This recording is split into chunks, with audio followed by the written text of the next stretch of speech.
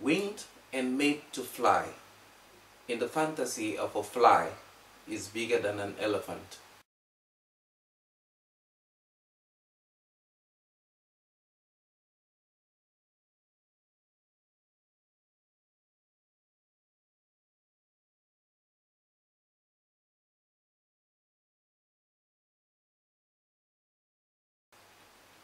The first poem I'm going to be reading to you is called Winged and Made to Fly. Winged and made to fly, in the fantasy of a fly, is bigger than an elephant. Wrath into the gift of meat. That palm oil bellied kids were suffering from kwashiorkor, and that Africa was a sick village without economic cure or political will. Planted in the firmament that depicts paved roads as lies and scares, educated men and women, and economic growth as incurable omen, as a poison broth meant for the greedy few. Winged and made to fly, into the fantasy of a fly is bigger than an elephant. Well, this poem is a very deep poem, and is talking about people who look at Africa based on what they've been doctored or tutored to see it. If you look at it carefully, the title itself explains this theme: winged and made to fly, made into a bird and made to fly. That is, you're created into a belief system that conditions you to act based on that belief system. Now let's look at the poem critically. You are only what you are based on what you've been taught to be. This is what this poem is trying to say. So the first stanza of the poem says, winged and made to fly, and the fantasy of a fly is bigger than an elephant. Firstly, there's rhyme scheme here. The first line ends with fly, the second line ends with fly. But the most interesting thing is that the word fantasy is used, which makes us to get another picture that the title correlates with the first stanza, which is that the person that this poet, which is me, is trying to talk about has been tutored to believe or to think in a particular pattern about something. And then the last line of the first stanza goes to tell us this something, that in a figurative manner, that a fly is bigger than an elephant. Of course, in terms of size, a fly is absolutely not bigger than an elephant, which means the doctrine, the teachings, and the realities of what is happening in this place, or what you're understanding about this thing, probably is now influenced by something that is not the reality. Then I go on to say in the second stanza, wrath into the gate of myth, that palm oil bellied kids were suffering from kwashiorkor, and that Africa was a sick village without economic cure or political will. This is now the clothing of what has been in figurative manner.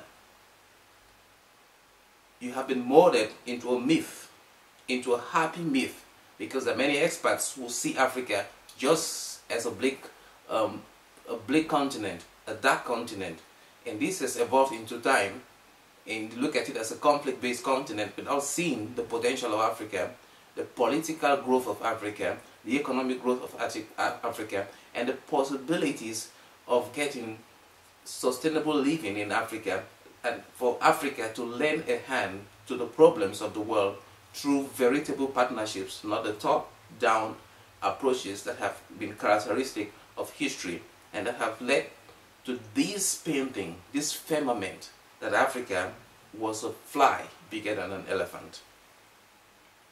So, when children are happy in Africa and they are well fed, Sometimes mothers rub their tummies with palm oil so that it can ease digestion.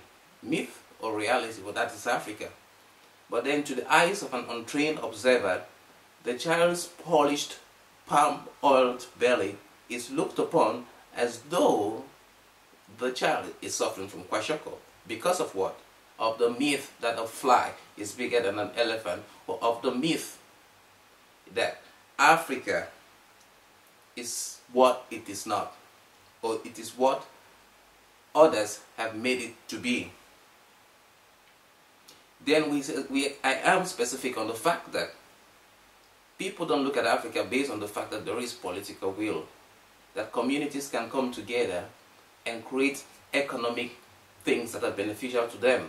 But that has been the basis of African culture, political will within communities, and communities coming together to take care of their natural resources over time.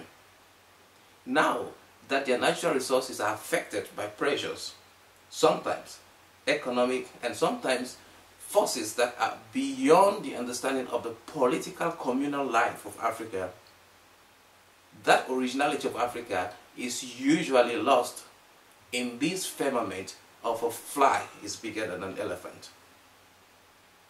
So now I reiterate what I have been saying in the title, the first two stanzas, in the third stanza, planted in the firmament, that depicts paved roads as lies and scarce, educated men and women as some incurable omen, and economic growth is as poison broth, you know. So economic growth in Africa, educated men and women are looked upon as all driven by interest, are looked upon as they don't have anything to offer to the continent that is in this hole, in this abyss.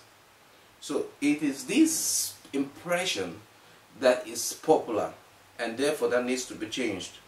And therefore, since it is not a reality, the last three lines of this poem reiterate the originality of the thought of the poetry, and which is a thought that is very strong because it has been some kind of alliteration within the poetry, from the title and throughout the flow, right down to the last three words: winged and made to fly into the fantasy of a fly is bigger than an elephant. Well, a fly can be bigger than an elephant, ironically, if it has military might. But the content of a man is not measured just by his outward appearance, but by what he thinks and how he goes about doing these things. So the artificial things that are used to measure the deep aspects of Africa must be revisited, so that the human, social, economic, and communal life of Africa is exploited to give Africa its true meaning and to give a better understanding of interventions aimed at alleviating the problems that Africa is facing. Thank you very much, and I hope you enjoy this poetry. Winged and made to fly in the fantasy of a fly is bigger than an elephant.